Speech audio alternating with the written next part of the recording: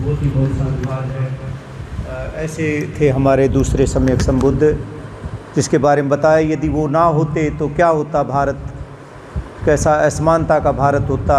आज समानता का भारत है, आज धर्मनिरपेक्ष भारत है, आज लोकतंत्र का भारत है। तो ऐसा महान भारत बनाने का जो श्रेय पूरा का पूरा श्रेय जाता है वो दूसरे सम्यक संबुद्ध डॉक्टर अम्बेडकर को जाता है।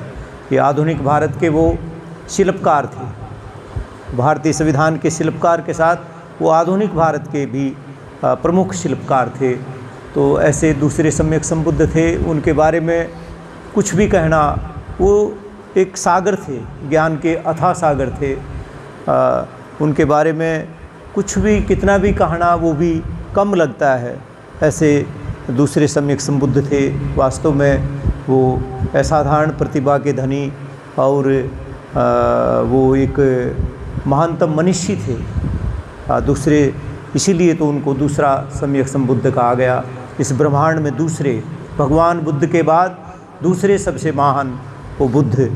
तो ये है। विशाखा बेटी कुछ बोलोगे बाबा साहब के बारे में? अच्छा, तो दूसरे सम्यक संबुद्ध के बारे में ऐसा ये आज की चैत्र पावन पूर्णिमा, ये पूर्णिमा उस दूसरे सम्यक संबुद्ध के जन्म से एक गरिमा में हो गई, मतलब एक और पावनमयी बन गई ये पूर्णिमा।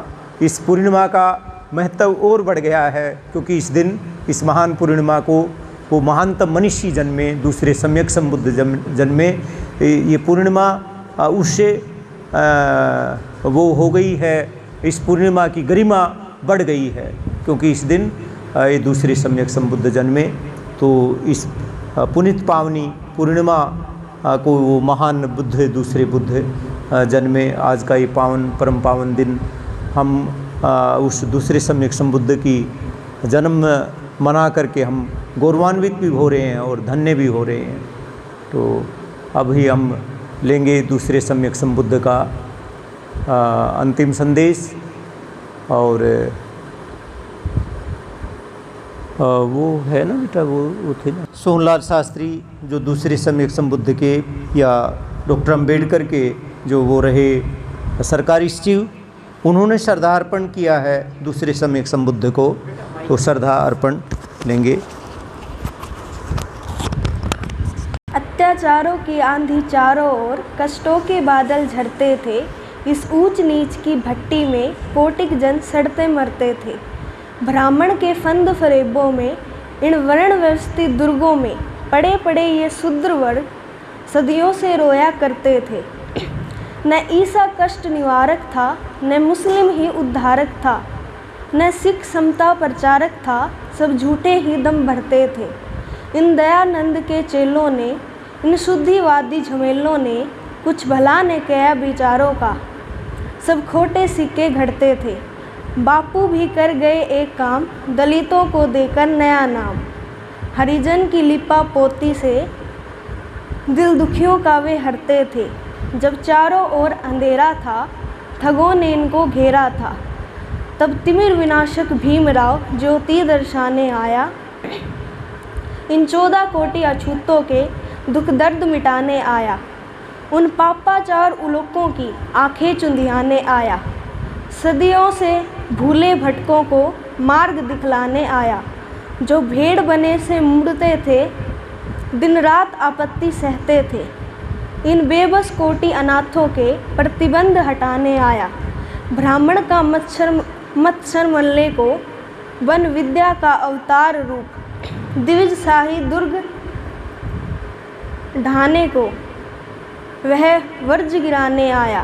भारत के विद्वत मंडल में दलितों का बाबा भीमराव निज पैनी तीखी बुद्धि का सिक्का मनवाने आया। इन दीर्घ रोगी अछूतों की नाड़ी को जांचा भली भांति, बन वैद्य समस्त बीमारी का खुरखोज मिटाने आया। भारत में सभी बराबर हों, सब जीवन के अधिकारी हों, द्विज सर्प विशेला सर्प मार समता बरसाने आया। सदशील शुभोतित सत्यधाम भगवान बुद्ध का नम्र रूप दिन रात आराधक विद्या का उपकार कमाने आया।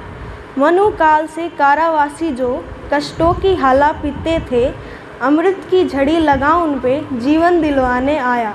दलितों के कष्ट मिटाने को, भारत को उच्च उठाने को, वह बोधिसत्व का पुनर्रूप अब भीम कहलाने आया। सोमनाथ शास्त्री। जय भीम। जय भीम। जय भीम। जय भीम। जय भीम। बहुत बहुत साधुवाद बेटी, बहुत अच्छा। तो ये था श्रद्धार्पण। बाबा साहब के संपर्क में रहे दूसरे सम्यक संबुद्ध के सोमनाथ शास्त्री, जो डॉक्टर अम्बेडकर के सरकारी सचिव थे।